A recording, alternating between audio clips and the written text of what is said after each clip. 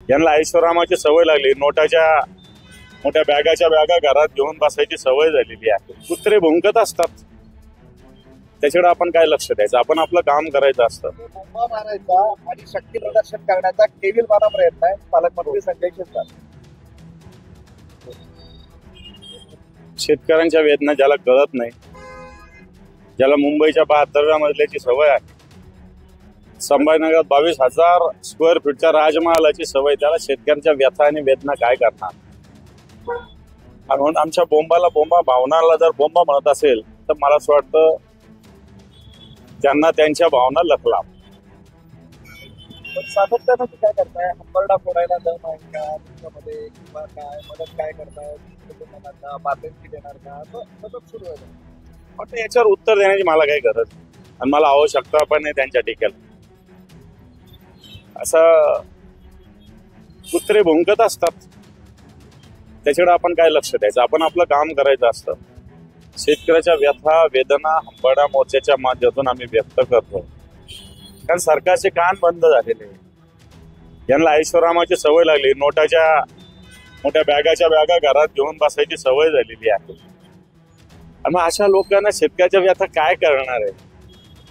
शेतकऱ्याच्या कर्जमाफी होणे प्रश्न आहे. लोकांना कर्जमाफीचा नाद लागलाय आणि निवडून येण्यासाठी काही आश्वासन देतात सहकार मंत्री. बरं झालंय, कबूल केलं सहकार मंत्र्यांनी. यांना कशाचा नाद आहे? यांना नाद टक्केवारीचा आहे, गुत्तेदाराला लुटायचा आहे, महाराष्ट्राला लुटायचा आहे. वेगवेगळ्या प्रकल्पाच्या माध्यमातून वेगवेगळे टेंडर जास्तीच्या दराने देण्याचा यांना नाद लागलेला आहे. आणि मला वाटतं त्या नादापेक्षा कर्जमाफीची भूमिका, भावना शेतकऱ्यांची योग्य भूमिका आहे. हे मदत काय करणार? मातोश्रीवर हे रॉयल्टी घेतात. चंद्रकांत खैरेंची अवस्था मातोश्रीवर रॉयल्टी देऊन तेवढंच झाली आहे, टोल वसुली आहे तिथे, असं संजय शिरसाट म्हणतात.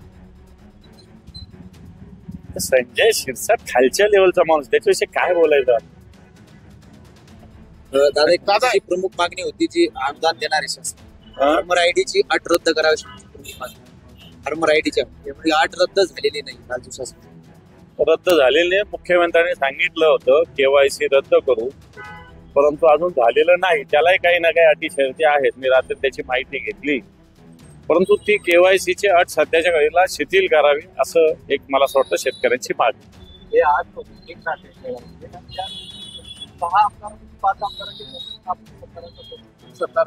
त्यांच्या पक्षाचं मला काही माहिती नाही, त्यांच्या पक्षाविषयी मला बोलायची काही गरज नाही. सतत नाराज आहेत. मला त्यांच्या पक्षाविषयी काही बोलायची गरज नाही. कारण इथं शेतकरी हंबरडा फोडतोय आणि हे लोक पक्षाचे मेळावे घेत असतात. मला असं वाटतं त्यांना जनतेच्या व्यथा काही माहिती नाही. खोक्याची सवय असणारे लोक आहे, टक्केवारीची सवय असणारे लोक आहे, गद्दारीची सवय असणारे लोक आहे, यांच्याविषयी काय भावना व्यक्त नाही. आज एक मोठा उपसिद्ध मोर्चा निघतोय. मराठा आरक्षणातून हैदराबाद गॅझेटियर तो रद्द करा अशी त्यांची मागणी आहे. मोठ्या संख्येने लोक रस्त्यावर त्याच्या भावना जे ते व्यक्त करताय. मराठा समाजाने मराठा समाजाच्या भावना व्यक्त केल्या होत्या, सरकारने त्यांना प्रतिसाद दिला होता. आता ओबीसी भावना व्यक्त करतायत.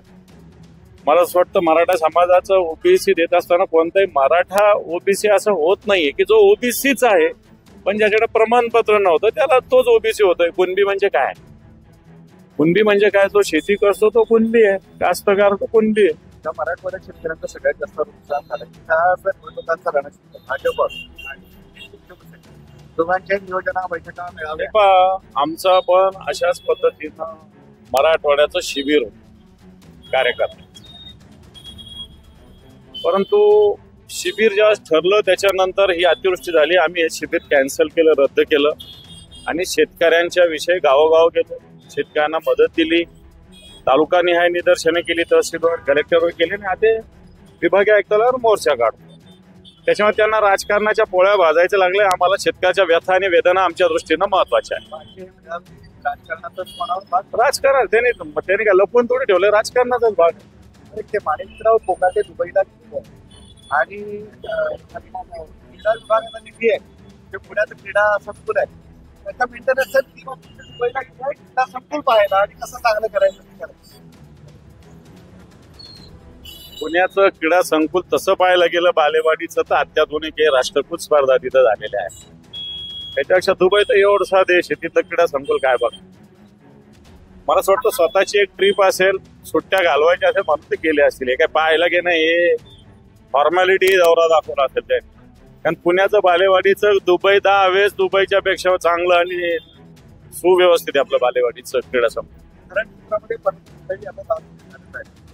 आता घराघरात दारू मिळणार, रस्त्यावर सुद्धा दारू काही दिवसानं महसुलासाठी सरकार देणार आहे. आमच्या काळामध्ये बिअर शॉपी किराणा दुकानावर द्यायचं, तर हे महाराष्ट्र मद्यालय करण्याची भूमिका घेतली होती. आता हे महाराष्ट्र मद्यालय होलालं काय होणार, सगळ्या ठिकाणी ऑफिशियली मद्यालय द्यायची परमिशन देत आहे सरकार. आणि म्हणून या महाराष्ट्राचं मद्यालय ते करायच्या दिशेनं लागले. मागे परवाने द्यायला सुरुवात केली, कारखान्याला लायसन द्यायला सुरुवात केली, धरण क्षेत्रात द्यायला दिली, उद्या नद्याच्या क्षेत्रात येतील, परवा ओढ्याच्या क्षेत्रात येतील, परवा नाल्याच्या क्षेत्रात येतील, सगळीकडे येतील. शेवटचा विचारतो, नांदेडला तुला GR जारी झालेला आहे पद्धतीचा, त्यामध्ये नांदेडचा समावेशच नाही. नांदेडमध्ये सगळ्यात जास्त नुकसान आहे, 6.5 लाख. मी तो GR पूर्ण वाचलेला आहे. परवा मुख्यमंत्र्याची पत्रकार परिषदेत केलेली भूमिका आणि या GR मध्ये प्रचंड विसंगती आहे. मला वाटतं उद्या मोर्चाच्या समयास आम्ही ती सगळी समोर आणू. मी पूर्ण GR व्यवस्थित वाचलेला आहे, पहिल्या ओळीपासून शेवटच्या ओळीपर्यंत. मदत असेल, जिल्हे असेल, तालुका असेल, या सगळ्यामध्ये मुख्यमंत्र्याचं वक्तव्य आणि या GR मध्ये मला असं वाटतं तफावत आहे. फीड वगैरेच आहे, म्हणजे लिस्टमध्ये नावच नाही. ते पण नांदेडला तर मोठी, आता परवा नांदेड बोललेले आहे देवेंद्रजी, GR मध्ये नाही. हा GR मध्ये नाही आहे. 33 जिल्हे का 32 जिल्हे त्या GR मध्ये. हा मी बघितले ते, तिथं किती तालुके, कोणते तालुके त्या GR मध्ये उल्लेख आहे. मला असं वाटतं प्रशासनाचं लक्ष नाही का. नांदेडला तर काय काय घडलेलं आहे, म्हशी वाहून गेल्या, जनावर वाहून गेले, जमीन तर राहिलीच नाही, नद्याचे पाणी घराघरात घुसले, अतिवृष्टी मोठ्या प्रमाणावर झाली, लोकांचे घरदार हे झालेले, तरी नांदेड कसं आलं नाही हा एक प्रश्नच आहे.